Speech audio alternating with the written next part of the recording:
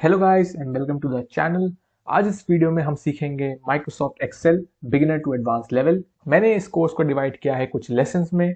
आज हम lesson 1 start करेंगे। आई होप आपको मजा आए। So let's start. ओके, सो सबसे पहले हम सीखेंगे बेसिक ऑपरेशंस कैसे परफॉर्म करते हैं एक्सेल पर।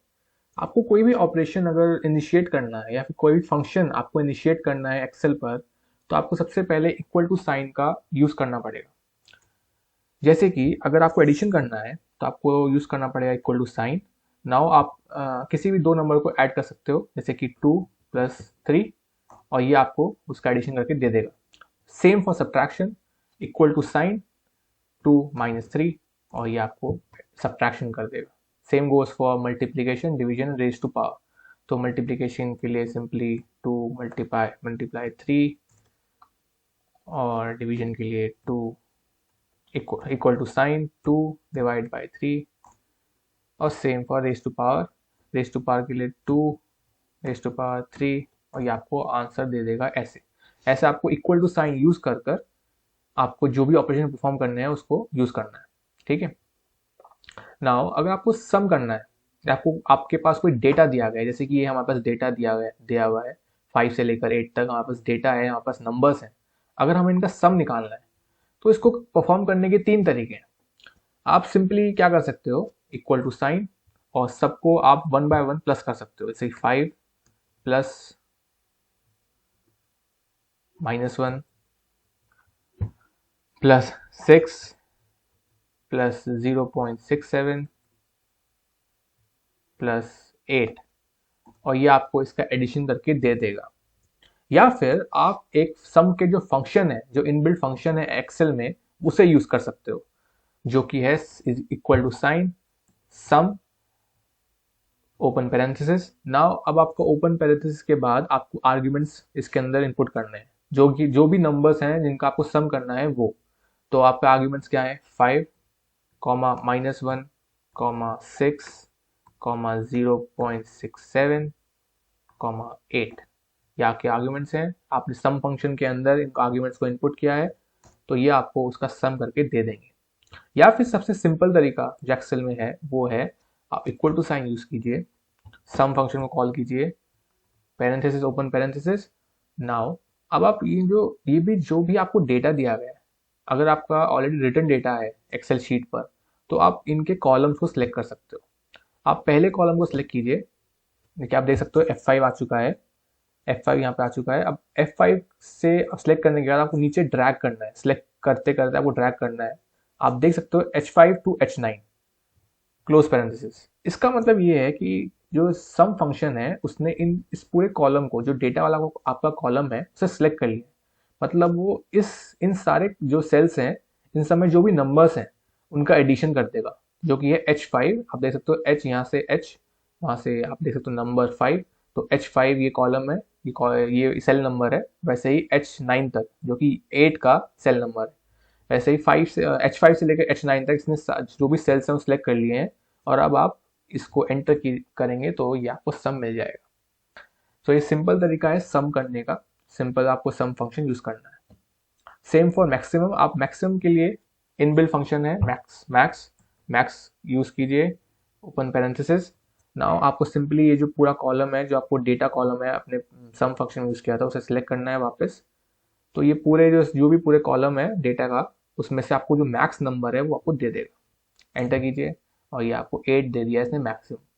Same goes for minimum, equal to sign min open parenthesis, इस पूरे डेटा को सिलेक्ट कीजिए, क्लोज पैरेंथेसिस, और एंटर। ये आपको -1 जो ये मिनिमम है इस पूरे डेटा के अंदर, वो आपको दे दिया। आई होप आपको ये सब कुछ समझ में आ गया होगा। कोई भी डाउट हो सीधा कमेंट सेक्शन में पूछिए, मैं आपको डेफिनेटली रिप्लाई करूंगा। अब चलते हैं दूसरे पार्ट पर। ओके, सो नेक्स्ट हम सीखेंगे कुछ फंक्शंस के बारे में जो काफ़ी फ्रीक्वेंटली यूज होते हैं, जैसे कि mean, median, mod, standard deviation और वेरिएंस कैसे निकालना है अगर आपके पास काफ़ी बड़ा डेटा दिया गया तो। फॉर एग्जाम्पल मान लीजिए आपको ये डेटा दिया गया है, ये इनकम है, काफ़ी सारे एम्प्लॉयज़ की इनकम दी गई है, आपको मीन निकालना है इसका। सो आप सीधा फॉर्मूला यूज़ कर सकते हैं, फंक्शन यूज़ कर सकते हैं आप मीन का, जो कि इक्वल टू एवरेज यूज़ करेंगे हम लोग, ओपन पेरेंथेसिस। नाउ आपको डेटा सेलेक्ट करने का मैंने पिछले जो पार्ट था उसमें बताया था कि आप ऐसे ड्रैग कर सकते हो और आपका पूरा डेटा सेलेक्ट हो जाएगा। यहाँ पर आपको काफ़ी लंबा ड्रैग करना पड़ेगा, है ना। तो इससे बचने के लिए हम क्या कर सकते हैं, हम सिंपल क्या कर सकते हैं, जो सेल है, डेटा का जो पहला सेल है, आप उसको सिलेक्ट कीजिए और फिर उसके बाद एक शॉर्टकट की है जो है कंट्रोल शिफ्ट और डाउन एरो की। कंट्रोल शिफ्ट और डाउन एरो की जब आप इसको प्रेस करेंगे तो आपका पूरा डेटा जो कॉलम है, पूरा डेटा जहाँ जहाँ तक वो एंड होता है और जहाँ से आपने स्टार्ट किया था वहाँ तक वो सिलेक्ट हो जाएगा।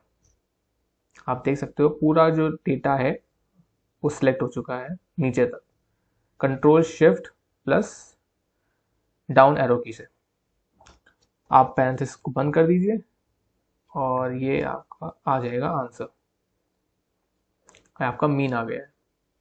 तो मीडियन कैसे निकालना है, मीडियन के लिए सिंपल आपको फंक्शन यूज़ करना है मीडियन का। Median equal to sign median, open parenthesis, फिर से आप पहला सेलेक्ट कीजिए, control shift plus down arrow key, पूरा कॉलम डेटा का कॉलम पूरा सेलेक्ट हो चुका है, close the parenthesis, done, median भी आ गया। सेम फॉर मॉड सेलेक्ट कीजिए, open parenthesis equal to mode, open parenthesis, पहला column select, control shift plus down arrow key और ऐसे आपका बंद कीजिए और आपका मॉड भी आ गया। Same goes for standard deviation equal to sign, इसका फंक्शन है STDEV। ओके, ये स्टैंडर्ड डेविएशन का फंक्शन है STDEV, ओपन पेरेंथेसिस, फिर से डेटा को सिलेक्ट कीजिए,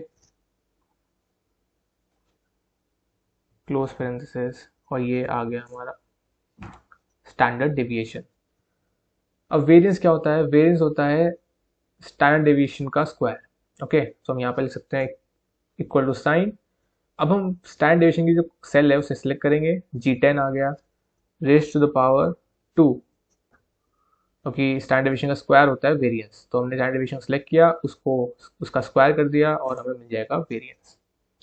आई होप आपको ये समझ में आ गया होगा, काफ़ी सिंपल है।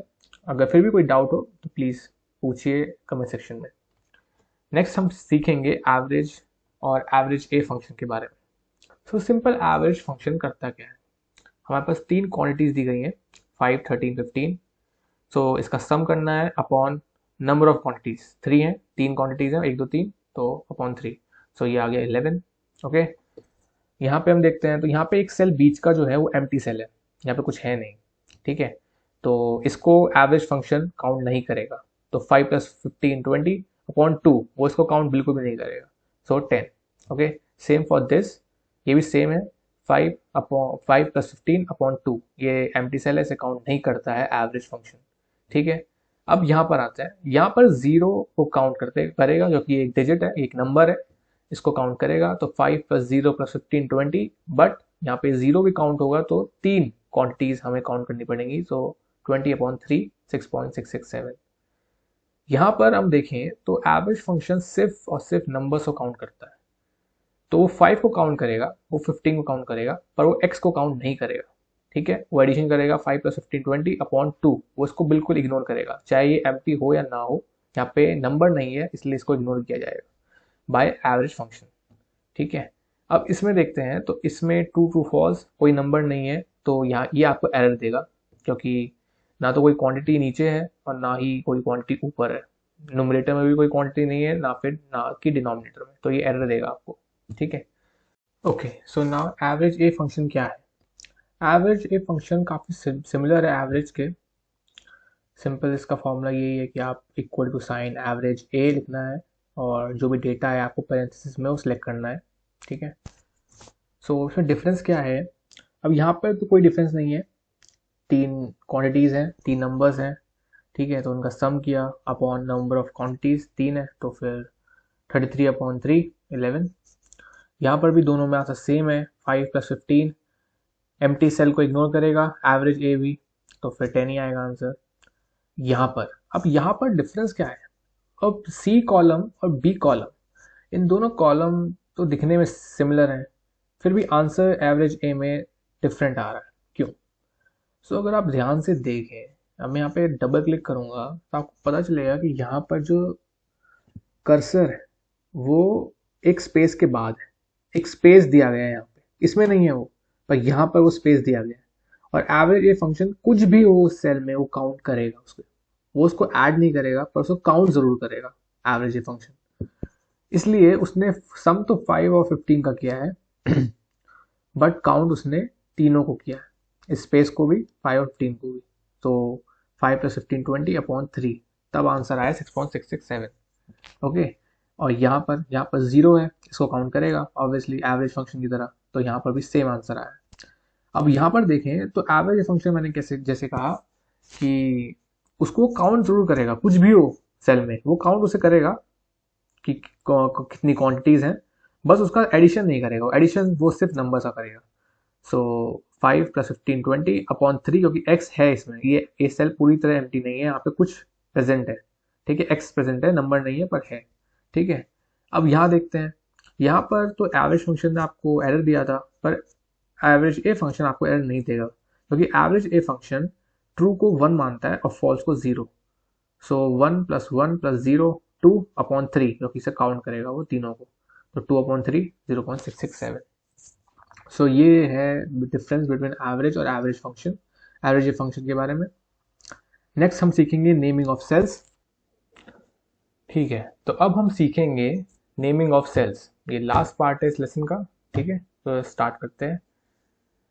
फॉर एग्जाम्पल आपको ये डेटा दिया गया है, यहाँ पे प्लेसेस का नाम है दिल्ली, मुंबई, कोलकाता, चेन्नई, हैदराबाद और बेंगलोर, और यहाँ पर दी गई हैं टिकट्स जो कि इन सिटीज़ में सेल हुई हैं, ठीक है। जैसे दिल्ली के अंदर 1378 टिकट सेल हुई, सोल्ड है, ठीक है। अब आपको टोटल टिकट्स निकालनी है कि टोटल टिकट्स कितनी सेल हुई हैं इन सिटीज़ में।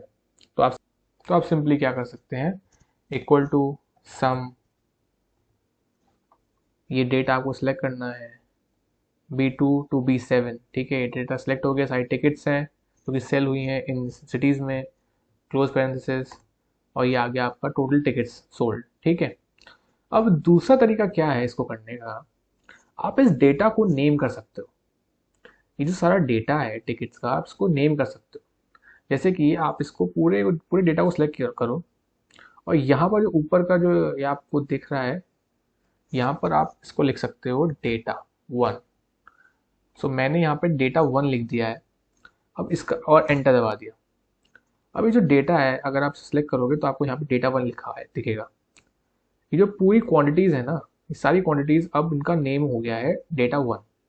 सो अब आप अगर यहाँ पर वही काम करो, इक्वल टू सम पैरेंथेसिस, और यहाँ पर सिंपल लिख दो डेटा 1, तो ये इसने ऑलरेडी डेटा ने सिलेक्ट कर लिया है डेटा 1 से, इसको पता है कि डेटा 1 ये सब है, ये सब टिकट सोल्ड, ठीक है, और क्लोज पैरेंथेसिस, और आपको सेम आंसर मिल जाएगा, ठीक है। आपको ड्रैग बैक करने की जरूरत नहीं है। ये तब काम आएगा जब डेटा आपके पास काफ़ी ज़्यादा है, ठीक है। अब इसका दूसरा काम क्या है, अब मान लो आपको यहाँ पे पूछा है how many tickets were sold in Mumbai.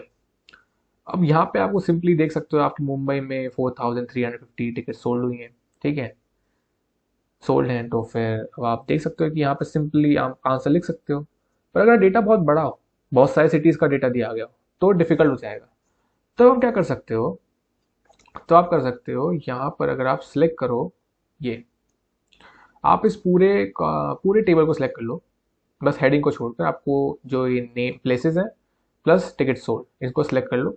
उसके बाद आप ऊपर जाओ फॉर्मूलाज पे, फॉर्मूलाज के नीचे यहाँ पे आपको दिखेगा डिफाइन नेम्स के ऊपर क्रिएट फ्रॉम सिलेक्शन, इसको क्लिक करो, और इसमें आपको यहाँ दिखेगा left column, top row, bottom row, right column, ठीक है।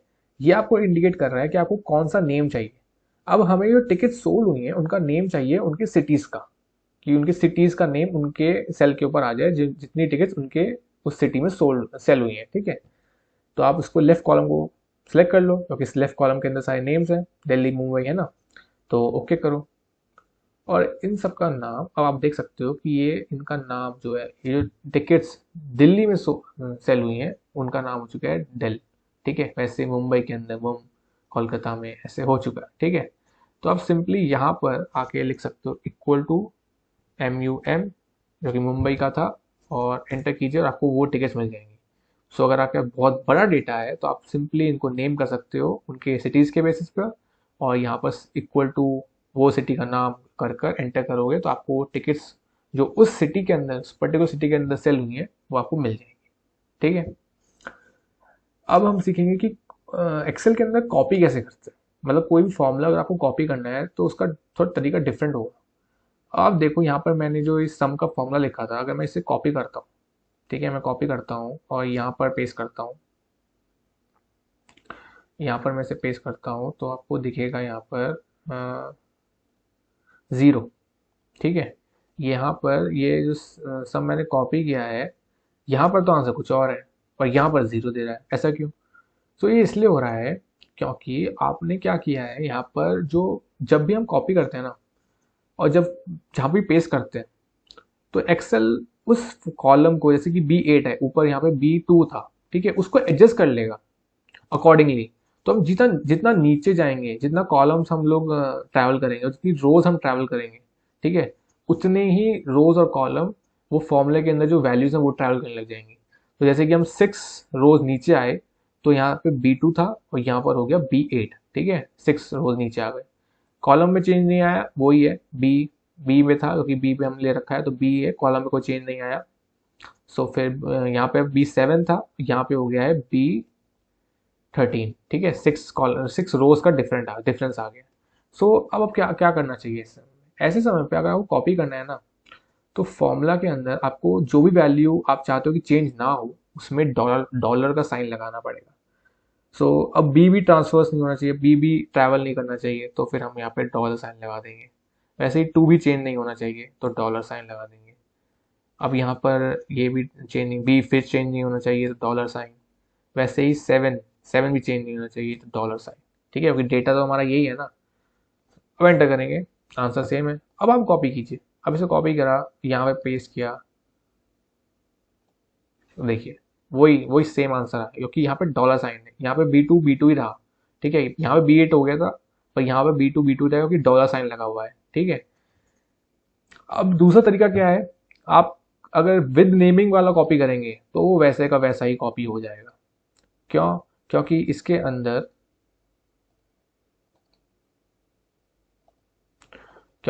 अंदर जो आपने डेटा वन जो नेम किया है वो तो यही है ना। आप कहीं भी जाए वो क्या ट्रैवल करेगा, उसको तो पता है कि डेटा वन आपको चाहिए, डेटा वन तो यही है, तो वो सीधा का सीधा कॉपी हो जाएगा, कोई दिक्कत नहीं होगी। इसलिए यहाँ पे आप डॉलर साइन से बच सकते हो, आपको ज़रूरत नहीं पड़ेगी उसकी। सो ऐसे कॉपी करते हैं कोई भी फॉर्मूला हो। अगर आपको फॉर्मूला कॉपी करना है, कोई फंक्शन कॉपी करना है, तो डॉलर साइन लगाइए या नेमिंग कर लीजिए। सो आज के लिए यहीं पे ख़त्म करते हैं इस लेसन को। मैं इसके लेसन के कंटिन्यू करूँगा अगले पार्ट्स में। आप अगर आपको कोई भी डाउट हो तो प्लीज़ कमेंट्स में डालिए, मैं आपको डेफिनेटली रिप्लाई करूँगा। तब तक के लिए thank you. Please like share and subscribe to the channel. Thank you for watching.